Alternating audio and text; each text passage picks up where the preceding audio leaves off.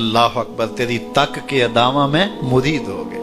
اس بوڑھی عورت کا قصہ بھی آپ نہیں بھول سکتے، جو گھر کا سامان باندھ کے اپنے دروازے پہ بیٹھی ہوئی تھی، اور اس نے سنا تھا مکے میں ایک جادوگر آیا ہے، جسے ملتا ہے اس کا دین چھین لیتا ہے، کہیں ایسا نہ ہو کہ کہیں اس سے ملاقات ہو جائے اور وہ دین ہی میرا چھین لے، مجھے شہر چھوڑ دینا چاہیے۔ گھر کے تھڑے کے اوپر سامان باندھ کے بیٹھی ہے، حضور بھی گزرے، اس نے دیکھا تو کہا بھتیجے یہ سامان میرے سر پہ رکھ دے۔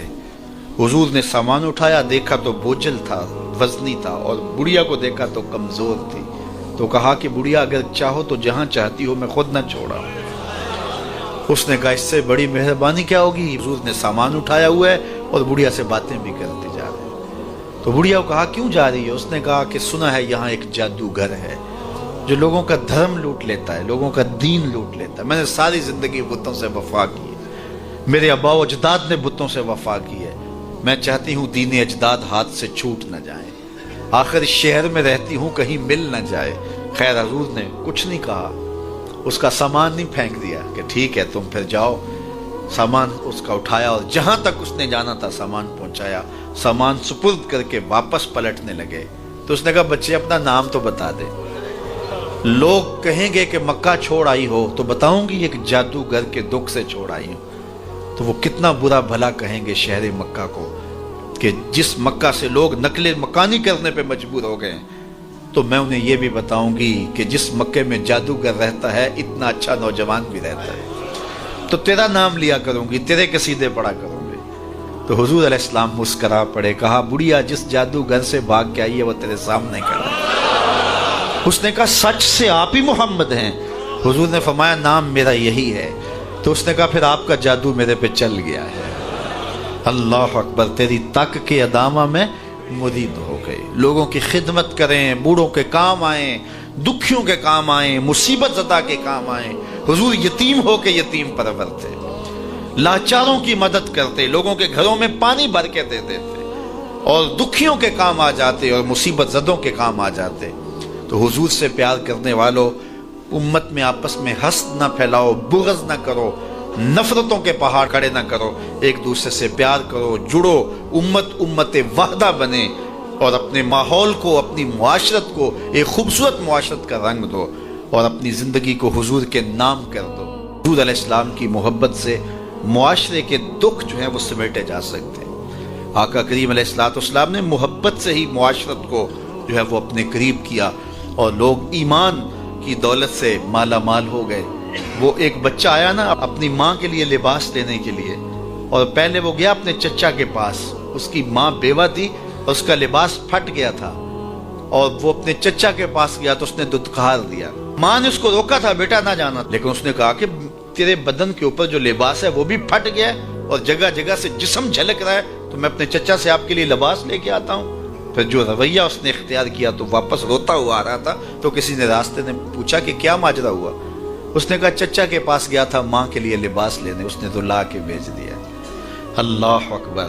تو اس نے کہا کہ جا سین حرم میں محمد نام کا ایک شخص بیٹھا ہوا ہے، اگر تو اپنا دکھڑا اس کے سامنے پیش کرے تو وہ امید ہے تمہیں رد نہیں کریں گے، لیکن سن لے ان کا دین کوئی اور ہے۔ اللہ اکبر۔ اپنے ماں کے پاس آیا تو ماں کو کہا کہ چچا نے رلا کے بھیج دیا، لیکن آپ کی حالت مجھ سے دیکھی نہیں جا رہی۔ بچہ ابھی شعور کی منزلوں میں قدم رکھ رہا تھا، پہلے بہت چھوٹا تھا، اب اس کے اندر ایک جذبات تھے بچے کے اندر۔ تو ماں نے کہا کہ بیٹا نہیں، ان کے پاس نہیں جانا، سنا ہے کہ جو ان سے ملے دین دھرم چھین لیتے ہیں اس کا۔ اللہ اکبر۔ تو حضور علیہ السلام کے پاس جانے سے ماں روکنے لگی، لیکن بچے نے کہا کہ امی میں پکا رہوں گا، بتوں کا وفادار رہوں گا، تم اس ٹینشن کو، اس پریشانی کو چھوڑ دو۔ اور حضور کی خدمت میں حاضر ہوا۔ حضور صحن حرم میں چادر اوڑے بیٹھے ہوئے تھے، اور جا کے کہنے لگا میں پہلے بات آپ سے کر لیتا ہوں، آپ کا دین میں نے قبول نہیں کرنا۔ حضور مسکرا کے بولے بیٹا بتاؤ کس لیے آئے ہو؟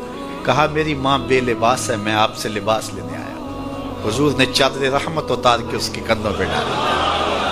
اللہ اکبر۔ وہ واپس آ گیا اور ماں پر حضور کی چادر اڑائی۔ اللہ اکبر۔ اور ماں نے کہا کہ بیٹے اس نے اپنا دین تو نہیں تجھے دیا؟ کہا نہ، میں نے پہلے کہہ دیا تھا تیرے دین نہیں مانوں گا۔ ماں کہنے لگی پتر اس کا دین ماننا چاہیے، یہ جس نے رحمت کی چادر ہمارے سر پہ تان دی۔ کچھ لوگ کہتے ہیں جی بس میں تو اللہ کی مخلوق کی خدمت کرتا ہوں، میں تو حج بھی نہیں کیا، اس کے پیسے بھی غریبوں کو دے دیے ہیں۔ وہ تبلیغ کرتے ہیں لوگ کہ جناب قربانی کے پیسے بھی اگر غریبوں میں دے دیے جائے تو یہ زیادہ اچھا ہے، ان کی مدد ہو جائے۔ تو وہ اس خدمت خلق میں اتنا غلوف کر جاتے ہیں کہ وہ اسلام کے شعار کا مذاق اڑانے لگ جاتے ہیں، اور جو عبادت والے ہیں انہیں ہمسائے کو دیکھنے کا موقع بھی نہیں ملتا۔ اور آپ جانتے ہیں کہ جب ایک بستی کو برباد کرنے کا حکم دیا گیا تو کہا کہ یہاں تو ایک شخص رہتا ہے جس کا سر سجدے سے اٹھتا ہی نہیں۔ کہا میرے بندوں کے اوپر قیامتیں ٹوٹیں اور ان کے اوپر ظلم اور جبر کے پہرے ہوں اور اس کے ماتھے پہ شکن نہیں آتا، اس کے سمیت ہی بستی کو لٹ کے رکھ دو۔ یار عبادت کرتے ہو لیکن ہمسایوں کا خیال بھی رکھو۔ میرے حضور علیہ الصلوۃ والسلام نے لعاب پھینکا نا تو صحابہ نے اپنے ہاتھوں پہ لے کے اپنے منہ پہ بن لیا۔ آپ نے عشق اور محبت کی لوک داستانیں بڑی سنی ہوں گی، لوگوں نے نہریں بھی کھودی، لوگوں نے محبوبوں کے لیے کیا کچھ نہیں کیا، لیکن آج تک آپ کو ایسا نہیں ملا ہوگا کسی محب نے محبوب کا لعاب بھی چاٹا ہو۔ کائنات میں یہ انوکھا باب ہے۔ تو حضور علیہ الصلوۃ والسلام نے فرمایا کہ تمہیں اس چیز پر کس نے ابھارا کہ میرا لعاب بھی اپنے چہروں پہ مل رہے ہو؟ تو انہوں نے کہا اللہ اور اس کے رسول کی محبت نے۔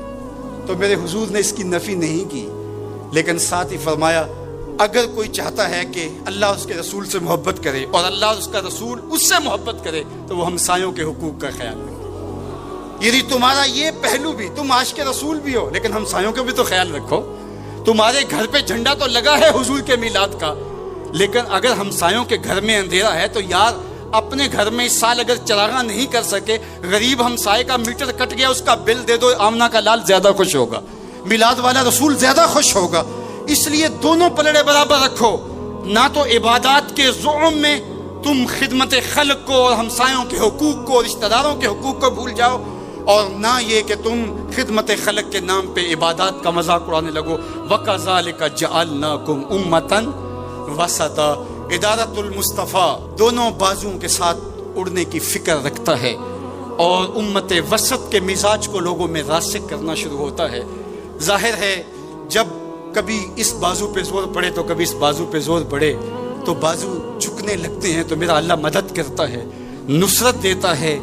تو کبھی ہمارے کسی بازو پہ فتویٰ بھی آ کے جو ہے وہ زور ڈالتا ہے، کبھی کسی فتوے کا میزائل لگتا ہے، لیکن ہم تو بلے شاہ کی بولی میں کہتے ہیں بلے آلو کی تینوں کافر کافر آکھن تو آہو آہو آگ۔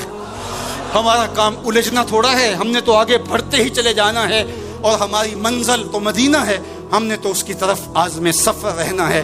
ادارت المصطفیٰ ایک فکر کا نام ہے، اور وہ فکر جو مدینے کی ضیاؤں سے پھوٹتی ہے، گنبد خضرا کے جمال کی روشنی ہے، اور وہ مصطفی نہیں ہو سکتا جس کے دونوں بازو میں سے ایک بازو شل ہو۔ حضور کی امت سے جس کو پیار نہیں ہے، حضور کی امت سے جس کو محبت نہیں ہے، حضور کی محبتوں کا کبھی بھی ہمارے اس چینل تاریخ قرآن کو ضرور سبسکرائب کریں تاکہ ہمارے ہر نئے آنے والی ویڈیو آپ کو جلد پہنچ سکے۔